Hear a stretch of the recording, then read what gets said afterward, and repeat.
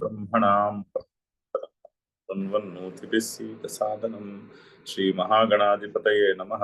सदाशिवसमारम्भां शङ्कराचार्यमध्यमाम् अस्मदाचार्यपर्यन्तां वन्दे गुरुपरम्परां। श्रुतिस्मृतिपुराणानाम् आलयं करुणालयं नमामि भगवत्पादशङ्करं लोकशङ्करं। नारायणं नमस्कृत्य नरं चैव नरोत्तमं देवीं सरस्वतीं व्यासं ततो जयमुदीरयेत्।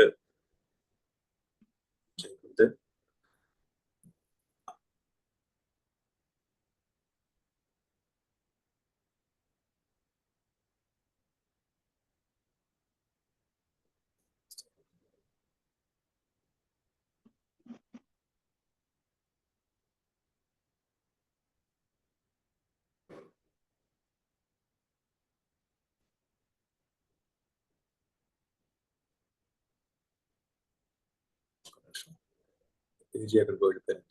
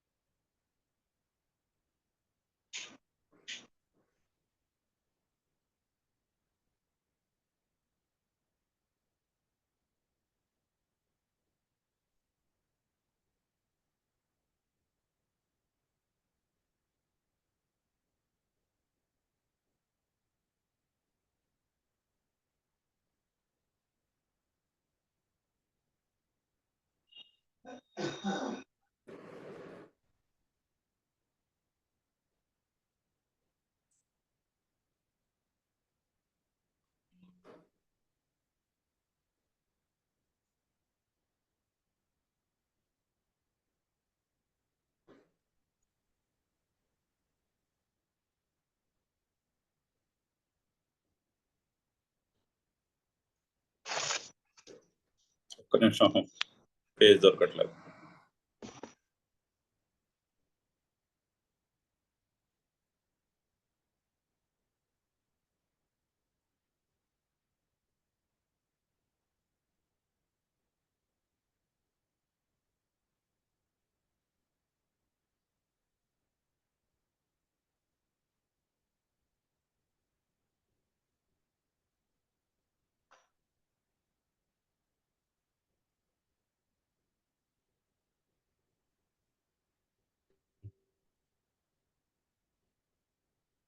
చదువుదాం శ్లోకము.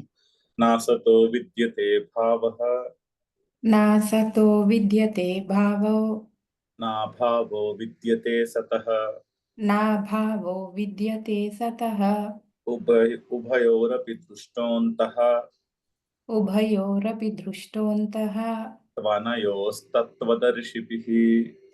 త్వనయోస్తత్వదర్శిభిః. సో అక్కడ రెండు చోట్ల కూడా విసర్గలు మధ్యలో ఆపితే విసర్గలు చెప్పుకోవాలి.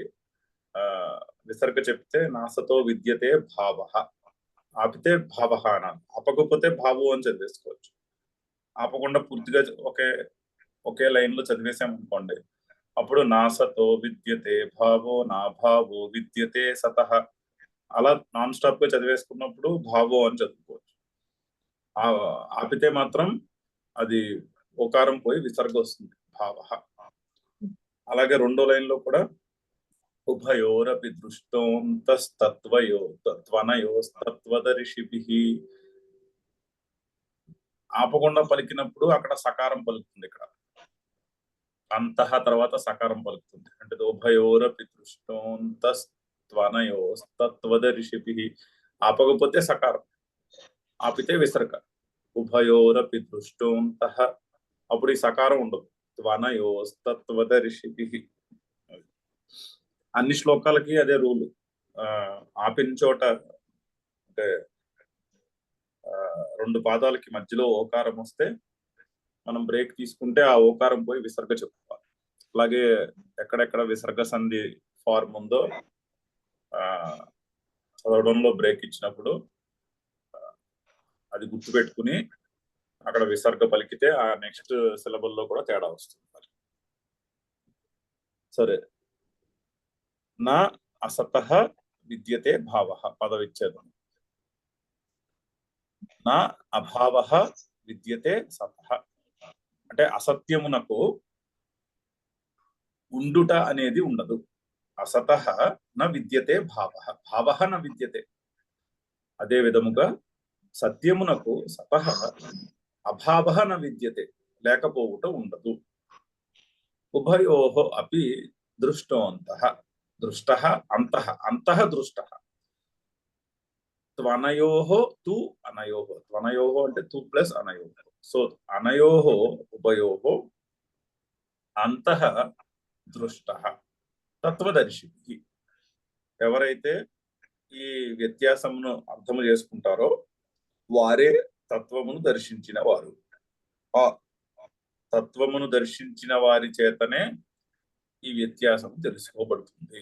తత్వము తెలిసిన వారి చేతనే ఈ వ్యత్యాసము తెలుసుకోబడుతుంది.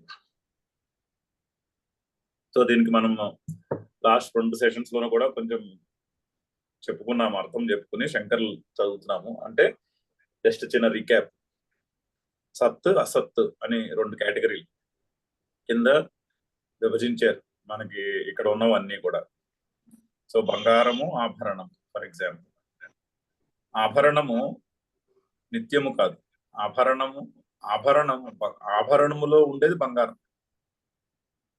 సో ఆభరణము సత్తా, బంగారము సత్తు, అది మీమాంస. సత్యమేది? ఆభరణము సత్యమా, బంగారము సత్యమా? ఆభరణము టెంపరీ. ఆభరణము అంటే మనము పెట్టుకున్నటువంటి నామరూపము కదా. ఆభరణము తనంతట తాను వచ్చి చెప్పట్లేక నా పేరు. సో బంగారము సత్యము, ఆ దృష్టాంతము. ఆభరణము అసత్యము. అలాగే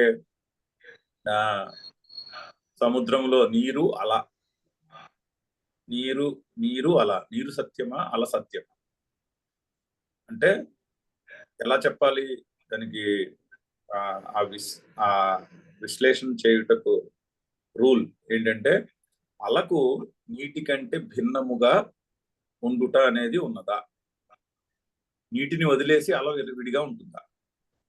ఉండదు కదా. అందుకని అల నామరూపం. అలా మనం పెట్టుకున్నటువంటి నామరూపం. అక్కడ ఉన్నది నీరు. అలాగే ఇందాక బంగారం ఎగ్జాంపుల్లో కూడా ఆభరణమునకు బంగారము కంటే భిన్నముగా అస్తిత్వము ఉన్నదా, అంటే ఉండుట అనేది ఉందా? అది క్వశ్చన్. ఆ విధంగా చూసినా కూడా బంగారము సత్యము, ఆభరణము అసత్యము. సినిమా దృష్టాంతం. సినిమా తెర మీద ప్రకాశిస్తున్నటువంటి సినిమా తెర, ప్రకాశము తెర ఉన్నాయి. అందు మీద మనకి సినిమా కనిపిస్తుంది. అంటే సినిమాలో కనిపించిన హీరోలు, హీరోయిన్, విలన్, సినిమాలో కనిపించే సీనరీస్ అవన్నీ అవి సత్యమా, లేకపోతే ప్రకాశము సత్యమా?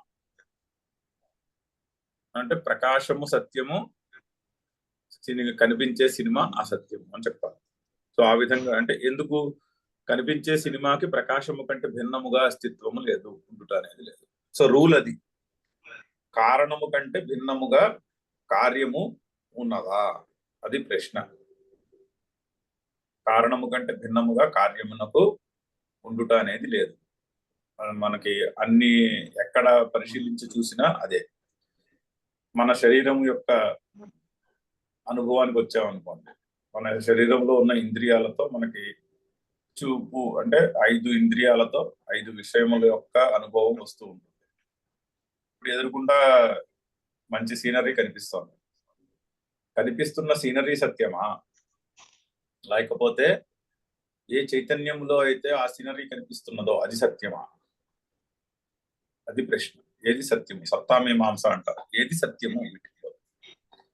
అంటే కనిపించే సీనరీ ఉంటుంది, పోతుంది. కానీ కనిపించే ఏ చైతన్యంలో అయితే కనిపిస్తోందో అది ఎన్నడూ ఉంటుంది. అంటే కనిపించే చైతన్యము కంటే భిన్నముగా కనిపిస్తున్నటువంటి సీనరీకి ఎగ్జిస్టెన్స్ ఉండదు. అంతే కదా. చైతన్యం లేకపోతే సీనరీ కనిపించదు. సో కనిపించే సీనరీకి ఏ చైతన్య శక్తిలో కనిపిస్తోందో దానికంటే ఇండిపెండెంట్ ఎగ్జిస్టెన్స్ అది, దానికంటే ఇండిపెండెంట్ ఎగ్జిస్టెన్స్ ఉన్నదా, అది ప్రశ్న. సో ఆ విధంగా ప్రశ్నిస్తే మనకి కనిపించేవన్నీ కూడా అసత్యం అవుతాయి. పంచమహాభూతాలకు వచ్చామనుకోండి, అంటే నీరు, నిప్పు, గాలి, పృథివీ, ఆకాశం, వాటికి వచ్చామనుకోండి. పృథివీ ఉన్నది, పృథివీ కనిపిస్తుంది, పృథివీ ఉన్నది. పృథివీ ఎక్కడి నుంచి పుట్టింది అంటే మనకి వేదంలో ఒక క్రమం చెప్పారు. ఆకాశాత్ ఆత్మనః ఆకాశ, ఆత్మ నుంచి ఆకాశము, ఆకాశాత్ వాయు, వాయోరగ్ని, అగ్నేరాపః, ఆ జలముల నుంచి పృథివీ అని. అద్య పృథివీ, అది వరస. తైత్రీయ ఉపనిషత్తులోను వేరొక చోట కూడా చెప్పి ఉన్నారు. అది క్రమం. అంటే ఇప్పుడు మోడర్న్ కాస్మాలజిస్టులను అడిగినా కూడా అలాగే చెప్తారు. సాలిడ్ మ్యాటర్, పృథివీ అంటే సాలిడ్ మ్యాటర్. సాలిడ్ మ్యాటర్ ఎక్కడి నుంచి పుట్టినది, సాలిడ్ మ్యాటర్ ఎక్కడి నుంచి పుట్టింది అంటే సాలిడ్ మ్యాటర్ పుట్టక ముందు ఉన్నటువంటి లిక్విడ్ ఫామ్ నుంచి సాలిడ్ పుట్టినది.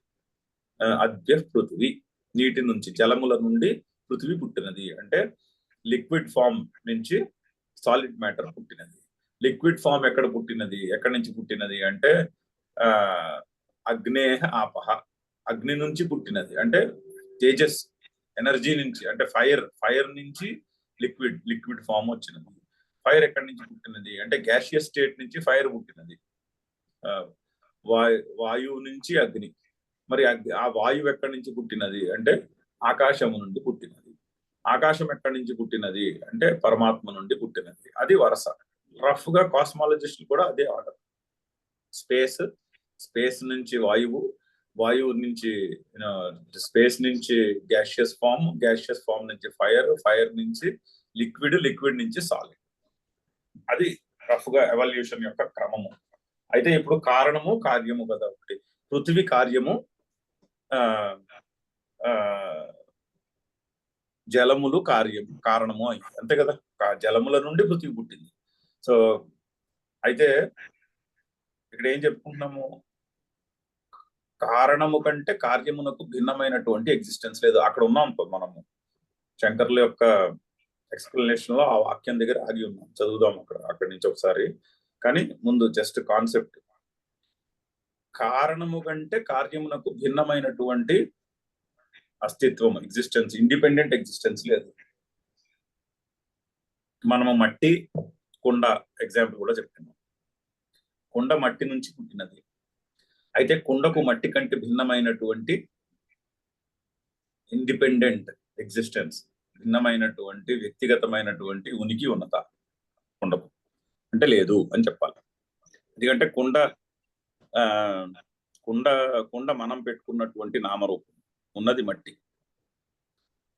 కుండ పుట్టక ముందు మట్టే ఉన్నది, కుండ పగిలిపోయిన తర్వాత కూడా మట్టియే ఉన్నది. కానీ ఆ మధ్యలో మనకి కుండ కనిపిస్తున్నది.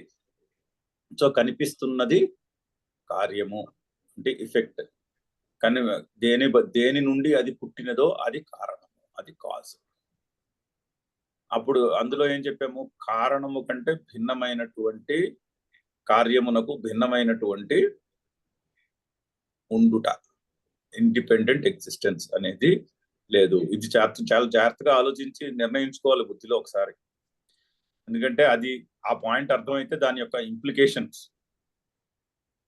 చాలా వైడ్ రేంజింగ్ ఇంప్లికేషన్స్ ఉన్నాయి ఆ పాయింట్కి. చాలా ఏమంటారు, ప్రగాఢమైనటువంటి ఇంప్లికేషన్ ఉంది. కారణము కంటే కార్యమునకు భిన్నమైనటువంటి ఉండుట లేదు, అస్తిత్వం లేదు. ఆలోచించి చూడండి. మట్టి, కుండ, సింప్లెస్ట్ ఎగ్జాంపుల్. కుండకి మట్టి కంటే భిన్నముగా అంటే మట్టి లేకుండా కుండ ఉంటుందా, అది ప్రశ్న. మట్టి లేకుండా కుండ ఉండదు. ఆ మట్టికే మనము కుండ అనేటటువంటి నామరూపమును జోడించుకున్నాము, ఆపాదించుకున్నాము. నీరు లేకుండా అల ఉంటుందా సముద్రంలో? ఉండదు. ఆ నీటికే అల అనేటటువంటి నామరూపం పెట్టుకున్నాం. సో అయితే నీరు నామరూపములు ఏమయ్యాయి? ఆ విధంగా చూస్తే నామరూపములు సత్యములు అవుతున్నాయి. ఎందుకంటే నామరూపములకు వాటికంటే వాటికంటే భిన్నమైనటువంటి అస్తిత్వము లేదు. చాలా సైంటిఫిక్ స్టేట్మెంట్. సో అయితే మట్టి ఇప్పుడు కొండ నుంచి చూద్దాం. కొండ మట్టి నుంచి పుట్టినది, అవునా? సో కొండకు మట్టి కంటే భిన్నమైనటువంటి ఉనికి లేదు, ఆర్ ఇండిపెండెంట్ ఎగ్జిస్టెన్స్ లేదు. అది ఒప్పుకుంటే మట్టి ఎక్కడి నుంచి పుట్టినది?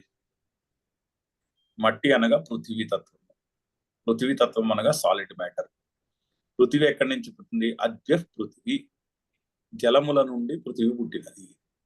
అంటే లిక్విడ్ స్టేట్ సోలిడిఫై అయ్యి సాలిడ్ పుట్టింది, అంతే కదా? లిక్విడ్ స్టేట్ లో ఉన్నది సోలిడిఫై అయ్యి సాలిడ్ పుడుతుంది. ఇప్పుడు వాల్కనోలో లావా వస్తుంది కొండ నుంచి, అది లిక్విడ్ ఫామ్ లో ఉంటుంది, అది సోలిడిఫై అయ్యి రాళ్లు పుడతాయి ఫర్ ఎగ్జాంపుల్. సో లిక్విడ్ సోలిడిఫై అయితే సాలిడ్ పుడుతుంది, వాటర్ సోలిడిఫై అయితే ఐస్ పుడుతుంది. ఆ విధంగా మరి ఐస్ వాటర్ కంటే భిన్నమా? కాదుగా. ఐస్ వాటర్ కంటే భిన్నమని ఎలా చెప్తాము?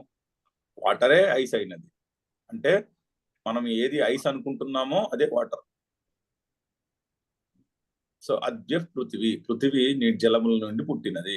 సో పృథివీకి జలముల కంటే భిన్నమైనటువంటి ఉనికి ఉన్నదా? లేదు. ఎందుకంటే కార్యమునకు కారణము కంటే భిన్నమైనటువంటి ఉనికి లేదు. అదే అనాలిసిస్ కంటిన్యూ చేద్దాము. పృథివీ జలములు ఎక్కడి నుంచి పుట్టాయి? అగ్నేరాపహ, అగ్ని నుంచి అప్పులంటే నీళ్లు. సంస్కృతంలో అప్స్ అంటే అప్పు అంటే నీరు. సంస్కృతంలో, తెలుగులో అప్పు అంటే అప్పు, సంస్కృతంలో అప్పు అంటే నీరు. అగ్నేరాపహ, అగ్ని నుండి అప్పులు పుట్టాయి. అప్పులు అంటే జలములు పుట్టాయి. సో అగ్ని కారణము, అప్పులు కార్యము. కార్యమునకు కారణము కంటే భిన్నమైనటువంటి ఉనికి ఉన్నదా? లేదు. సో ఉన్నది కారణమే, కార్యములా కనిపిస్తున్నది. సో ఉన్నది ఏమిటైంది అక్కడ? అగ్ని అయింది. ఇంకొంచెము అనలైజ్. అగ్ని ఎక్కడి నుంచి పుట్టినది? అగ్ని ఎక్కడి నుంచి పుట్టిందంటే వాయువుర్ అగ్ని, వాయువుల నుండి అగ్ని పుట్టినది. అంటే వాయువు గ్యాషియస్ స్టేట్ లో ఉన్నటువంటి మాలిక్యూల్స్ బాగా ఒకటి రాపిడ్ అయ్యి అగ్ని పుడుతుంది. అది ఆ విధంగా గ్యాషియస్ స్టేట్ నుంచి ఫైర్ పుట్టింది. సో వాయువు అగ్ని, వాయువు కారణము, అగ్ని కార్యము. కార్యమునకు కారణము కంటే భిన్నమైనటువంటి ఉనికి ఉన్నదా? లేదు. సో అగ్నికి వాయువు కంటే భిన్నమైనటువంటి ఉనికి లేదు. నెక్స్ట్, మరి ఈ వాయువు ఎక్కడి నుంచి పుట్టింది? ఆకాశాత్ వాయువు, ఆకాశము నుండి వాయువు పుట్టినది. మరి ఆకాశము కంటే భిన్నమైనటువంటి ఇండిపెండెంట్ ఎగ్జిస్టెన్స్ వాయువులకు ఉన్నదా? లేదు. సో ఉన్నది ఆకాశము, కనిపిస్తున్నది వాయువు. సో వాయువు అసత్యము, ఆకాశము సత్యము. ఆ విధంగా సో పృథివీ అసత్యము, నీళ్లు సత్యము. నెక్స్ట్ స్టెప్ లో నీళ్లు అసత్యము, అగ్ని సత్యము. నెక్స్ట్ స్టెప్ లో అగ్ని అసత్యము, వాయువు సత్యము. నెక్స్ట్ స్టెప్ లో వాయువు అసత్యము, ఆకాశము సత్యము. ఇంకా ఆకాశము ఎక్కడి నుంచి పుట్టింది? ఆత్మ నుంచి పుట్టినది. పరమాత్మ నుండి ఆకాశము సంభవించినది. మరి కారణము పరమాత్మ, కార్యము ఆకాశము. కార్యమునకు కారణము కంటే భిన్నమైనటువంటి ఉనికి ఉన్నదా? లేదు. సో ఉన్నది పరమాత్మ, కనిపిస్తున్నది ఆకాశం. సరిపోయిందా లెక్క? ఈ విధముగా ఉన్నదంతా ఏమైనది? పరమాత్మయే అయినది. చూడండి ఆ స్టేట్మెంట్ యొక్క ఇంప్లికేషన్ ఎంత గంభీరమైనటువంటి ఇంప్లికేషన్. కార్యమునకు కారణము కంటే భిన్నమైనటువంటి ఉనికి లేదు. ఇఫెక్ట్ కి కాజ్ కంటే వేరైనటువంటి ఇండిపెండెంట్ ఎగ్జిస్టెన్స్ లేదు. సో ఏది, ఫర్ ఎగ్జాంపుల్ బంగారము ఆభరణంలోకి వచ్చామనుకోండి, ఆభరణంకు బంగారము కంటే భిన్నమైనటువంటి ఎగ్జిస్టెన్స్ లేదు. సో ఏది మనము ఏది మనము ఆభరణము అనుకుంటున్నామో అదే బంగారము. Point number 1 అర్థమవుతోందిగా. నెంబర్ 2 ఇంకొక ఇంప్లికేషన్ ఉంది, చాలా ఇంపార్టెంట్ ఇంప్లికేషన్ ఉంది. ఎస్పెషల్లీ రిలీజియస్ పర్స్పెక్టివ్ గా ఆలోచించే కండిషన్ అయి ఉంటే చాలా చాలా కష్టమైనటువంటి ఇంప్లికేషన్ ఒకటి ఉంది మరి ఈ లాజిక్ లో. అంటే మరి కార్యం ఒక చోట, కారణం ఒక చోట ఉన్నాయా? కార్యమునకు కారణము కంటే భిన్నమైనటువంటి ఎగ్జిస్టెన్స్ లేదు. అంటే ఆభరణము బంగారము కంటే వేరే చోట ఉన్నదా?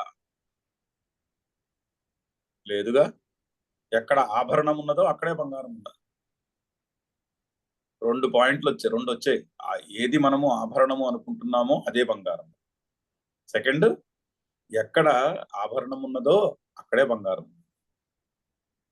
సో ఒక జీవికి పరమాత్మకి లింక్ ఏర్పరచుకున్నాం. ఇప్పుడు మనం కొండకి పరమాత్మకి లింక్ ఏర్పరిచాం. కొండ అసత్యము, పరమాత్మ సత్యము అని చెప్పుకున్నాము. అలాగే జీవి కూడా, పక్కన ఉన్న జీవి కూడా. జీవి అసత్యము, ఎందుకంటే జీవి పంచభూతముల నుంచి పుట్టినటువంటి శరీరము. ఆ పంచమహాభూతములకు పరమాత్మ కంటే భిన్నమైనటువంటి ఉనికి లేదు. సో ఏది మనము పంచమహాభూతములతో తయారు చేయబడినటువంటి శరీరాలు అనుకుంటున్నామో అదే పరమాత్మ. నెంబర్ 1. నెంబర్ 2, జీవులు భూమి మీద, పరమాత్మ స్వర్గంలోను ఉంటుందా? ఆభరణము హైదరాబాద్ లోను, బంగారము దుబాయ్లోను అలా ఉంటుందా? ఉండదుగా. ఎక్కడ ఆభరణం ఉన్నదో అక్కడే బంగారం ఉంది. సో ఎక్కడ మనకి జగత్తు కనిపిస్తున్నదో, ఎక్కడ మనకి జీవులు కనిపిస్తున్నారో అక్కడే పరమాత్మ ఉన్నాడు అంతే. 2 వచ్చాయి ఆ స్టేట్మెంట్ నుంచి. కారణ వ్యతిరేకేన అనుపలబ్ధేహే అసత్ అని. వికార కారణ వ్యతిరేకేన అనుపలబ్ధేహే అసత్ అని చెప్పారు. అక్కడ ఉన్నాం మనం ఆ వాక్యం దగ్గర. సో దాని యొక్క ఇంప్లికేషన్ చూడండి ఏమైందో. ఏది మనము బంగారం అనుకుంటున్నామో, ఏది మనము ఆభరణం అనుకుంటున్నామో అదే బంగారము. ఏది మనము కొండ అనుకుంటున్నామో అదే మట్టి. ఏది మనము ఏది మనము అలలు అనుకుంటున్నామో, తరంగములు అనుకుంటున్నామో అదే నీరు. పైగా ఎక్కడ తరంగములు ఉన్నాయో నీరు అక్కడే ఉన్నది. ఎక్కడ కొండ ఉన్నదో మట్టి అక్కడే ఉన్నది. ఎక్కడ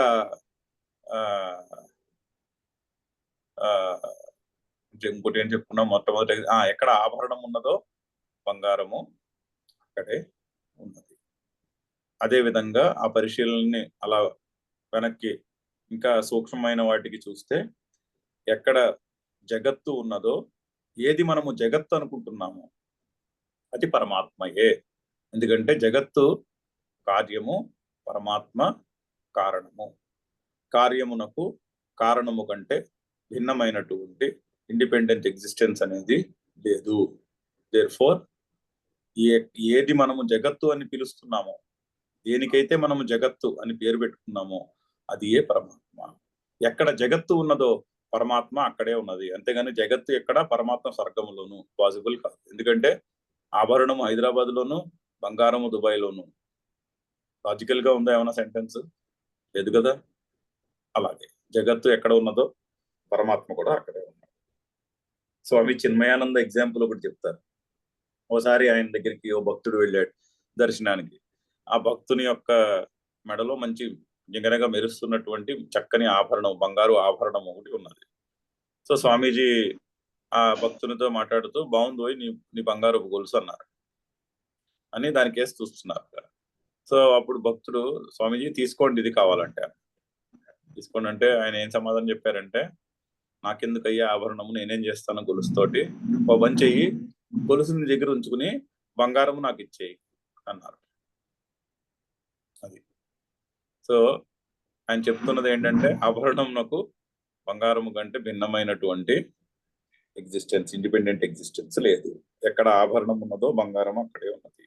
ఎక్కడ జగత్తు కనిపిస్తున్నదో, ఎక్కడ జగత్తు ఉన్నదో ఆ పరమాత్మ అక్కడే ఉన్నది. ఎక్కడ జీవి, మన పక్కన ఇంకొక జీవి కనిపిస్తున్నాడు మనకి. ఆ జీవి పంచమహాభూతములతో తయారు చేయబడినటువంటి శరీరము. ఆ శరీరము పంచమహాభూతముల నుంచి పుట్టినది. పంచమహాభూతములు కారణము, ఎదురుకుండా కనిపిస్తున్నటువంటి జీవి కార్యము. కార్యమునకు కారణము కంటే భిన్నమైనటువంటి ఎగ్జిస్టెన్స్ లేదు. సో జీవి కనపడుట ఉన్నది పంచమహాభూతములు. నెక్స్ట్ స్టెప్, పంచమహాభూతములు ఎక్కడి నుంచి పుట్టాయి? పరమాత్మ నుంచి పుట్టాయి. పరమాత్మ కారణము, పంచమహాభూతములు కార్యము. కార్యమునకు కారణం కంటే భిన్నమైనటువంటి ఉనికి లేదు. దేర్ఫోర్ ఎక్కడ ఏది మనం పంచమహాభూతములు అనుకుంటున్నామో అదే పరమాత్మ. సో ఏమైంది? ఏది మనము ఎదురుకుండా వ్యక్తిగతమైనటువంటి ఒక జీవి, ఒక మనిషి అనుకుంటున్నామో అదే పరమాత్మ. ఎక్కడ జీవి ఉన్నాడో అక్కడే పరమాత్మ ఉన్నాడు అంతే. అది సిద్ధాంతం. చూడండి ఎంత చక్కని ప్రతిపాదన. అదే చెప్పబోతున్నారు ఇప్పుడు మనకి శంకర్లు. సో చదువుదాం, శంకర్ల వాక్యం చదువు. ఎక్కడ దాకా వచ్చాము? ఆ యథా ఘటాది సంస్థానం చక్షుషా నిరూప్యమానం మృత్ వ్యతిరేకేణ అనుపలబ్ధే అసత్. ఏ విధముగా అయితే చక్షుషా నిరూప్యమానం కంటికి కనిపిస్తున్నటువంటి ఘటాది సంస్థానము అంటే కుండ మొదలగు నామరూపములు, వాటికి మృత్ వ్యతిరేకేణ అనుపలబ్ధే. కుండకు కారణమైన మృత్ అంటే మట్టి, కుండకు కారణమైనటువంటి మట్టి కంటే భిన్నమైనటువంటి ఉపలబ్ధి అంటే ఉండుట, పట్టుకోబడు, అందుట అనుపలబ్ధి, భిన్నమైనటువంటి ఎగ్జిస్టెన్స్ లేదు. కాబట్టి అది అసత్. ఏది అసత్? ఘటాది సంస్థానం అసత్, కుండ మొదలగు నామరూపంలో అసత్. తథా అదే విధంగా సర్వో వికార కారణ వ్యతిరేకేణ అనుపలబ్ధే అసన్. అదే విధముగా సర్వ వికారములు కూడా, అంటే వికారము అంటే నామరూపములు ఆపాదించినది వికారం. వికారము అంటే తెలుగులో వికారం కాదు, సంస్కృతంలో వికారము అంటే కాన్స్టెంట్ గా చేంజ్ అయిపోయేది అని అర్థం. అంటే నామరూపములను ఆరోపిస్తే దాన్ని వికారము అంటారు. సో వికారము ఆర్ కార్యము అనుకోవచ్చు సింపుల్ గా. ఎఫెక్ట్ వికారము కారణ వ్యతిరేకేణ అనుపలబ్ధే, దానికి కారణమైనటువంటి దానికంటే భిన్నముగా ఉండుట అనేది లేదు. అందుకని అది అసన్. అసన్ అంటే సర్వో వికార అంటున్నారు కదా, అది పుంలింగ శబ్దం, అందుకని అసన్ అయింది. పైన ఘటము నపుంసకలింగ శబ్దం, అందుకని అసత్. అసత్ నపుంసకలింగ పదము, అసన్ పుంలింగ పదము, అంతకన్నా ఏం లేదు. నపుంసకలింగం నుంచి పుంలింగానికి మార్చారు, ఎందుకంటే వికార అన్నది పుంలింగ శబ్దము, ఘటము అనేది నపుంసకలింగ శబ్దము సంస్కృతంలో పదం. సో నపుంసకలింగ పదం వాడారు కాబట్టి అసత్యమునకు నపుంసకలింగము అసత్, పుంలింగంలో వాడితే అసన్ అవుతుంది. సో అందుకని అక్కడ అసన్ అనే పదము వచ్చినది. కాకపోతే రెండింటికి మీనింగ్ అసత్యము అని అర్థము. సో వికారములు అసత్యం అంటే నామరూపములు అసత్యములు. అక్కడ దాకా వచ్చాము. నెక్స్ట్ సెంటెన్స్ చదువుతాము. జన్మ ప్రధ్వంసాభ్యాం ప్రాగ్ ఊర్ధ్వం చ అనుపలబ్ధేః అసత్. అయితే ఈ అసత్ ఏమైనది? జన్మ ప్రధ్వంసాభ్యాం ప్రాక్ ఊర్ధ్వం చ అంటే జన్మకు ప్రాక్, జన్మ కంటే ప్రాక్ ముందు, ప్రధ్వంసము కంటే తర్వాత, ఊర్ధ్వం తర్వాత. ప్రధ్వంసము అంటే చనిపోవడం, ఆరు నాశనం అయిపోవట. ఇప్పుడు మట్టి ఉందనుకోండి, కొండ ఉందనుకోండి, కొండ పుట్టుట కంటే ఏమున్నది? మట్టి ఉన్నది, అవునా? కొండ విరిగిపోయిన తర్వాత మట్టి ఉన్నది, మధ్యలో కొండ కనిపిస్తున్నది. సో ఈ కొండకు ముందు కానీ వెనుక కానీ ఉనికి లేదు కదా, దానికంటే కారణము కంటే వ్యతిరేకముగా. అదే చెప్తున్నారు. జన్మ ప్రధ్వంసాభ్యాం ప్రాగూర్ధ్వంచ అనుపలబ్ధే అసత్. అసత్తునకు అసత్తు జన్మ ప్రధ్వంసాభ్యాం అంటే పంచమి ద్వివచనము. అది కంటే వలనా కంటే పట్టిలో పంచమి వస్తుందిగా, జన్మ మరియు ప్రధ్వంసము కంటే అని అర్థం. జన్మ ప్రధ్వంసాభ్యాం అంటే జన్మ కంటే ప్రాక్ ముందు, ప్రాక్ ఏమో జన్మకి అన్వయించుకోవాలి, జన్మాత్ ప్రాక్ అని చెప్పుకోవాలి. దాన్ని విడగొట్టి చెప్తే సెంటెన్స్ జన్మ కంటే ముందు. అలాగే ప్రధ్వంసాత్ ఊర్ధ్వం, ప్రధ్వంసము కంటే తరువాత. రెండు కలిపి చెప్పినప్పుడు ద్వివచన శబ్దంలో పంచమి విభక్తిలో ఆభ్యాం అనే ప్రత్యయం వస్తుంది. సో జన్మ ప్రధ్వంసాభ్యాం ప్రాగూర్ధ్వంచ అంటే జన్మ కంటే ప్రాకు ముందు, ప్రధ్వంసము కంటే తర్వాత. అనుపలబ్ధే అసత్. అసత్యమునకు ఉపలబ్ధి లేదు కదా, లేదని మనం ఆల్రెడీ ఎగ్జాంపుల్స్ బోల్డ్ అని డిస్కస్ చేసుకున్నాం. అది ఆ బుద్ధిలో ఆ నిశ్చయం చేసుకోండి, అది చాలా లాజికల్ స్టేట్మెంట్. ఆలోచించి నీటికి అలకు ఆలోచించి ఒప్పుకోవడం చాలా తేలిక. అల పుట్టుట కంటే ముందు అల నీటిలో కలిసిపోయిన తర్వాత కూడా అలకు భిన్నమైనటువంటి ఉనికి లేదు. సో అది అర్థం చేసుకోవడం తేలిక. కానీ అది మనము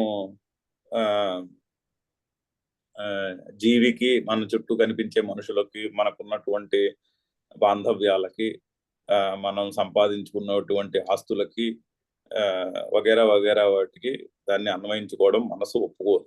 కానీ సత్యం అదే.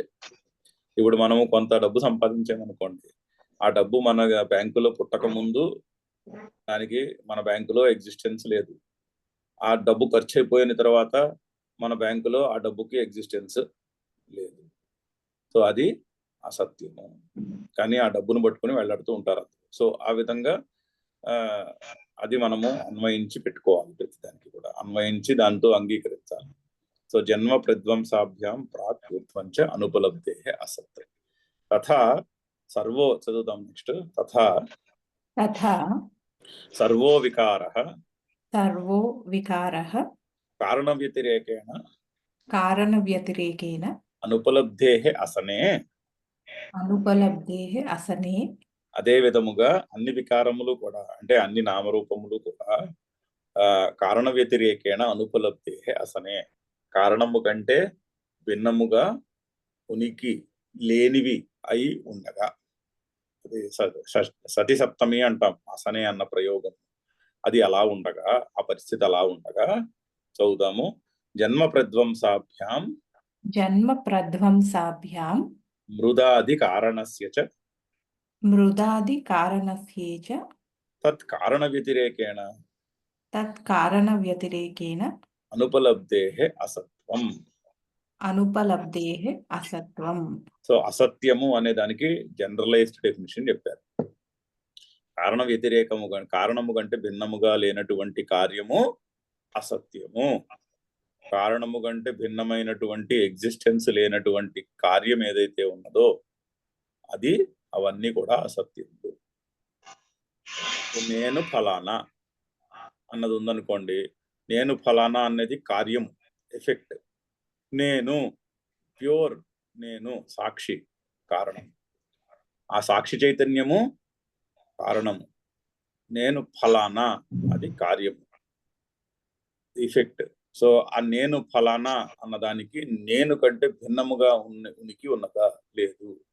సో సాక్షి చైతన్యము కంటే నేను ఇంజనీర్ని, నేను డాక్టర్ని, నేను గొప్పవాడిని, నేను ముసలివాడిని, నేను పడుచువాడిని, నేను పురుషుడను, నేను స్త్రీని, ఎట్సెట్రా ఎట్సెట్రా ఏవైతే ఉన్నాయో, నేను తండ్రిని, తాతను, తల్లిని, ఎట్సెట్రా ఎట్సెట్రా ఏవైతే ఉన్నాయో అవన్నీ కూడా కార్యములు అంటే ఇఫెక్ట్స్. ఇఫెక్ట్స్ కి కారణం ఏంటి? సాక్షి చైతన్యము. సో ఈ ఇఫెక్ట్లకి సాక్షి చైతన్యం కంటే భిన్నమైనటువంటి ఎగ్జిస్టెన్స్ ఉన్నదా? అది అక్కడ చెప్తున్నటువంటి పాఠము మరి. సో ఆ విధముగా జన్మ ప్రధ్వంసాభ్యాం మృదాది కారణస్య చ తత్ కారణ వ్యతిరేకేణ అనుపలబ్ధేః అసత్వం. సో అసత్యమునకు డెఫినేషన్ ని జనరలైజ్ చేసి పెట్టారు. ఇది అసత్యం. సో చూడండి ఎంత పవర్ఫుల్ జనరలైజేషన్. సో సాక్షి చైతన్యము కంటే, మీలో ఉన్నటువంటి సాక్షి చైతన్యము కంటే మీ శరీరమునకు భిన్నమైనటువంటి ఎగ్జిస్టెన్స్ ఉన్నదా? మీలో ఉన్న సాక్షి చైతన్యమునకు అంటే మీ శరీరము, మీలోని సాక్షి చైతన్యము లేకుండా మీ శరీరము ఉన్నదా? అది ప్రశ్న. లేదు కదా. సో సాక్షి చైతన్యము కనబడుతున్న, సాక్షి చైతన్యము ఉన్నది, శరీరము కనబడుతున్నది అని చెప్పుకోవాలి. శరీరం పుట్టక ముందు శరీరం లేదు, శరీరం రాలిపోయిన తర్వాత శరీరం లేదు, మధ్యలో కొంతకాలము శరీరము కనిపిస్తున్నది. బట్ ముందు సాక్షి చైతన్యం ఉన్నది, తర్వాత సాక్షి చైతన్యము ఉన్నది, కనిపిస్తున్న శరీరము కనిపిస్తున్న సమయంలో కూడా సాక్షి చైతన్యము ఉన్నది. సో సాక్షి చైతన్యము సత్యము, శరీరము అసత్యం. అది అది లెక్క. జనరలైజేషన్ యొక్క పవర్, అది ఇంప్లికేషన్. అది పైగా ఆ సాక్షి చైతన్యమే పరమాత్మ అని చెప్పుకున్నాం. సో ఈ శరీరము ఎక్కడ ఉన్నదో అక్కడే పరమాత్మ. ఏది మనము శరీరము అనుకుంటున్నామో అదే పరమాత్మ.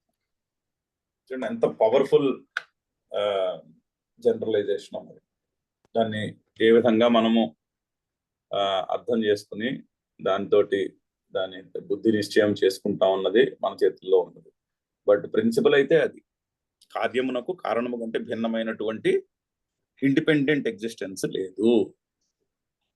నా హృదయంలో ఉన్న పరమాత్మ చైతన్యం కంటే నేను ఫలానా అనుకునేటటువంటి ఈ మనోబుద్ధి అహంకారములు శరీరములు అనే సంఘాతమునకు ఆ హృదయంలో ఉన్నటువంటి పరమాత్మ చైతన్యం కంటే భిన్నమైనటువంటి ఇండిపెండెంట్ ఎగ్జిస్టెన్స్ లేదు.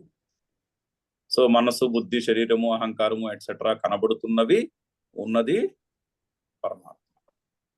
సో ఎక్కడ మనసు, బుద్ధి, అహంకారము, శరీరము కనిపిస్తున్నాయో, ఏది మనము మనోబుద్ధి అహంకారములు అనుకుంటున్నామో అదే పరమాత్మ. ఎక్కడ మనోబుద్ధి అహంకారములు ఉన్నాయో అక్కడే పరమాత్మ ఉన్నాడు. ఇది లెక్క. ఆ విధంగా తేలుతుంది ఆ అనాలిసిస్. అందుకనే శంకర్ల యొక్క నిర్వాణ షట్కంలో మనోబుద్ధి అహంకార చిత్తాన్ని నా అహం అంటే నా స్వరూపము మనసు, బుద్ధి, చిత్తము, అహంకారము కాదు. మరి ఏమిటి? నా హృదయంలో ఉన్నటువంటి ఆ సాక్షి చైతన్యం ఆ పరమాత్మ చైతన్యం అని చెప్తున్నారు. ఎందుకంటే మనోబుద్ధి అహంకార చిత్తములు అసత్యములు. అవి పుడతాయి, పోతాయి, కాసేపు కనిపిస్తాయి అంతేనే కానీ వాటికి కారణమైనటువంటి పరమాత్మ కంటే వాటికి భిన్నమైనటువంటి ఇండిపెండెంట్ ఎగ్జిస్టెన్స్ లేదు. సో మనోబుద్ధి అహంకార చిత్తములు అసత్యములు, శరీరంతో సహా అసత్యములు. నా హృదయంలో ఉన్నటువంటి సాక్షి చైతన్యం అనండి, పరమాత్మ చైతన్యం అనండి, ఈశ్వరుడు అనండి, అది ఏ సత్యము. ఎక్కడ మనోబుద్ధి అహంకార చిత్తములు ఉన్నాయో అక్కడే ఆ పరమాత్మ కూడా ఉన్నాడు. మనోబుద్ధి అహంకార చిత్తము శరీరము భూమిలోని, ఆ పరమాత్మ స్వర్గములోని, వైకుంఠములోను ఉండుట అనేది పొసగదు ఈ లెక్క ప్రకారం. అది సాధ్యము కాదు. ఎందుకంటే బెస్ట్ క్వశ్చన్, ఆభరణము హైదరాబాద్ లోను, మంగత్రాయి జ్యువెలర్స్ లోను, బంగారము దుబాయ్ లోను ఉంటుందా? ఉండదుగా. ఎక్కడ ఆభరణం ఉన్నదో అక్కడ. అయితే ఇది తెలుసుకోవడం వల్ల నష్టమేం లేదు మనకి. అయ్యో ఇదంతా అంటే ఇప్పుడు ఇవేమి లేదంటారా? అబ్బే అది కాదు లెక్క. ఎందుకంటే ఆభరణము ఎక్కడ ఆభరణం ఉన్నదో బంగారము అక్కడే ఉన్నది అని మీరు గుర్తించారనుకోండి, అది గుర్తించినందువల్ల మనకి ఏదో అవకాశము అంటే ఏదో పార్టీ అయినప్పుడు, ఫంక్షన్ అయినప్పుడు ఆభరణం పెట్టుకుని వెళ్తాం, నష్టమేం లేదుగా. కాకపోతే ఏమిటి గుర్తింపు? ఎక్కడ ఆభరణం ఉన్నదో బంగారం అక్కడే ఉన్నది. ఆభరణము నామరూపము, సత్యము బంగారము అని తెలుసుకుని మెడలో వేసుకుని వెళ్తాం, తప్పేముంది? వేసుకుని వెళ్ళొచ్చు, తప్పేం లేదు. లేదా లాకర్ లో పెట్టుకుంటాం బంగారం, విలువైన వస్తువు అని, ఏమి తప్పు లేదు. లేదా రేపు పొద్దున్న ఎప్పుడో అవసరం అయినప్పుడు బంగారాన్ని ఆభరణాన్ని కంసాలవాడికి ఇచ్చేసి డబ్బు తెచ్చుకుంటాం, తప్పేం లేదు. అవన్నీ నడుస్తాయి, అవన్నీ వ్యవహారంలో నడుస్తూ ఉంటాయి, వాటికి ఏమీ అడ్డంకి లేదు. సో ఈ వేదాంతం అంతా ఇప్పుడు ఎందుకండి? ఇదంతా తెలుసుకుంటే ఏదో నష్టం జరిగిపోతుంది. ఈ నష్టం జరగదు. ఉండవలసినవన్నీ ఎక్కడ ఉండాలో అక్కడే ఉంటాయి. అవి ఏమి ఎవడు పట్టుకుపోడు ఈ గుర్తింపు వచ్చినప్పుడు. కాకపోతే ఏం జరుగుతుంది అంటే సుఖదుఖములు వచ్చినప్పుడు సహనము ఆటోమేటిక్ గా జరుగుతుంది. అది చెప్తున్నారు, అందుకని చెప్తున్నారు ఇది గుర్తించమని. ఇది గుర్తించగలిగితే ఆ బంగారము ఆభరణం ఉన్నప్పుడు లేనప్పుడు కూడా పెద్ద మనకి టెన్షన్ ఉండదు మనసులో. ఓకే, ఆభరణం యొక్క విలువ ఆభరణంలో ఉన్నది. ఆభరణ వ్యవహారంలో ఆభరణము ఎక్కడెక్కడ అవసరమో అక్కడక్కడ ఆభరణాన్ని మనము వాడుకోగలుగుతాం. అది టెన్షన్ లేకుండా వాడుకోగలుగుతాం. సో ఇది గుర్తించడం వల్ల నష్టమేం లేదు. ఇదేదో వేదాంతము, వైరాగ్యము, ఇప్పుడు ఇదంతా తెలిసేసుకుంటే ఉన్నదంతా పోతుంది, ఏమీ పోదు. ఎక్కడ ఉండాల్సింది ఎక్కడ ఉన్నదో అక్కడే ఉంటుంది, ఏది ఎక్కడికి వెళ్ళదు. కాకపోతే తెలుసుకోవడం వల్ల మనసుకి కాస్త ఊరట లభించును, అందుకని చెప్తున్నారు. అయితే దీని మీద కొంచెం విచారం ఉన్నది. ఇక్కడ మొదలు పెడదాం, చదువుదాము నెక్స్ట్ వాక్యము. తదసత్వే చ సర్వాభావ ప్రసంగః ఇతి చేత్ సర్వాభావ ప్రసంగః ఇతి చేత్ నః అంటే నహ కదా, అంటే అది పూర్వపక్షి వాక్యం. ఏది ఇతి చేత్ అనేదాకా అది పూర్వపక్షము యొక్క వాక్యం. ఆ పూర్వపక్షము యొక్క వాక్యాన్ని ఖండించుట అది తప్పు, అది కాదు అంటున్నాడు. అయితే పూర్వపక్షి ఏం చెప్తున్నాడు? అయితే కార్యములన్నీ అసత్యములు అంటున్నావు కదయ్యా నువ్వు. మరి కార్యము కారణము కంటే భిన్నమైనటువంటి ఉనికి లేదు ఒప్పేసుకుంటున్నాము. అలా అయితే సర్వాభావ ప్రసంగం వస్తుంది కదా అంటున్నాడు. శూన్యవాదము పుడుతుంది కదా అంటున్నాడు. ఇది బౌద్ధుల యొక్క వాక్యం, బౌద్ధ సిద్ధాంతం నుంచి పుట్టినటువంటి వాక్యం. శూన్యము పుడుతుంది కదా అంటున్నాడు. అయితే అంటే అది కాదు అంటున్నారు శంకర్లు, అది తప్పు, శూన్యవాదము కాదు అంటున్నారు. సో బౌద్ధ మతము, శంకర్ల అద్వైతవాదము రెండు చాలా దగ్గరగా ఉంటాయి. చిన్న డిఫరెన్స్ ఏంటంటే బౌద్ధులు పంచభూతంలోనూ ఒప్పుకోరు, 4 భూతములు వాడు. ఆకాశమును ఒప్పుకోరు బౌద్ధులు. పృథివీ, నీరు, జలము, వాయువు అంతే. మనము ఉపనిషత్తులో వాయువు ఆకాశం నుంచి పుట్టినది అని ఉపనిషత్తు చెప్తుంది, ఆకాశాత్ వాయువు. బౌద్ధులు ఆకాశమును ఒప్పరు, వాళ్ళకి ఆకాశం లేదు వాళ్ళ లెక్కలో. వాళ్ళకి శూన్యం ఉన్నది, ఆకాశమునకు రీప్లేస్మెంట్ శూన్యం. సో శూన్యము, వాయువు శూన్యం నుంచి పుట్టినది. పృథివీ నీటి నుంచి పుట్టింది, నీరు అగ్ని నుంచి పుట్టింది, అగ్ని వాయువు నుంచి పుట్టింది, వాయువు శూన్యం నుంచి పుట్టినది. వాళ్ళ 5 భూతములను పంచభూతములను ఒప్పరు, వాళ్ళు 4 భూతములు వాళ్ళకి 4 మహాభూతం. సో అది చెప్తున్నారు. మరి వాయువు శూన్యం నుంచి పుట్టినది కదా, ఇవన్నీ శూన్యం నుంచి పుట్టాయి కదా, ఈ జగత్తంతా శూన్యం నుంచి పుట్టినది. సో అంతా శూన్యమే, జగత్తు అసత్యము, శూన్యము సత్యము. సో ఉన్నది శూన్యమే, ఇది శూన్యమే ఉన్నది కదా అని శూన్యవాది చెప్తుంటే అది కాదు అని చెప్తున్నారు. ఎందుకు అది కాదు? శూన్యం ఉన్న చోట కూడా శూన్యం ఉన్నదని తెలుస్తోంది కదా మనకి. ఏమీ లేదు అన్న చోట కూడా ఏమీ లేదని తెలుస్తోందిగా, అంటే శూన్యమును తెలుసుకునే బుద్ధి ఒకటి ఉన్నది కదా, అందుకని శూన్యవాదము తప్పు అంటున్నారు. అదే ఎక్స్ప్లెయిన్ చేయబోతున్నారు నెక్స్ట్ పారాగ్రాఫ్ అంతా, ఇది ఎక్స్ప్లెనేషన్. దానికి సింపుల్ గా చెప్పాలంటే పాయింట్ అది, శూన్యము కరెక్ట్ కాదు. ఎందుకంటే శూన్యము ఉంది అన్న విషయం మనకి అవగాహనలోకి వస్తోందిగా, అంటే శూన్యమును తెలుసుకునే బుద్ధి ఒకటి ఉన్నదిగా. మరి శూన్యము ఏమీ లేదని ఎలా అంటాము? ఏమీ లేదని అనలేము, ఎందుకంటే ఏమీ లేదన్న దాన్ని తెలుసుకునే బుద్ధి ఉంది ఒకటి మన బుద్ధికి వస్తున్నది. సో అందుకని బుద్ధి ఒకటి ఉన్నది. సో 2 రకాలుగా వస్తూ ఉంటుంది. ఇప్పుడు ఘటం ఉందనుకోండి, ఘటము ఉన్నది, ఘట అస్తి అని, ఘటమస్తి అని ఒక బుద్ధి కలుగుతున్నది. అలాగే ఘటం లేనప్పుడు ఘటము లేదు అనే బుద్ధి కలుగుతున్నది.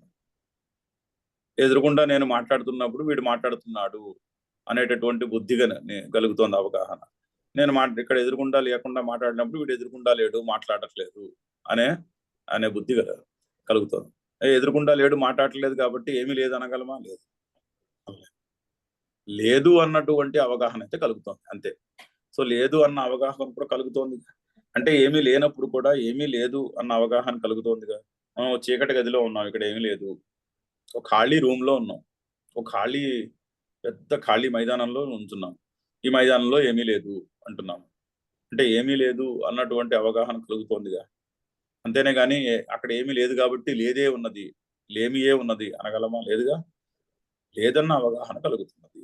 సో ఉన్నది అన్న అవగాహన కలుగుతుంది, ఏ విధంగా ఒక వస్తువు ఉంది అన్న అవగాహన కలుగుతుందో అదే విధముగా ఒక వస్తువు లేదు అనే అవగాహన కూడా కలుగుతుంది.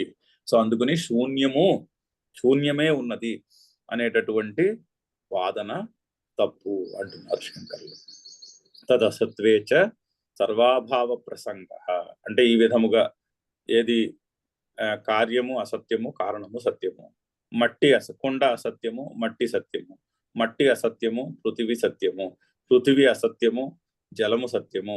జలము అసత్యము, అగ్ని సత్యము. అగ్ని అసత్యము, వాయువు సత్యము. వాయువు అసత్యము, శూన్యము సత్యము. అదిగో ఇంకేమున్నది, అంత శూన్యమే మిగిలినది అని శూన్యవాదులు అంటారు.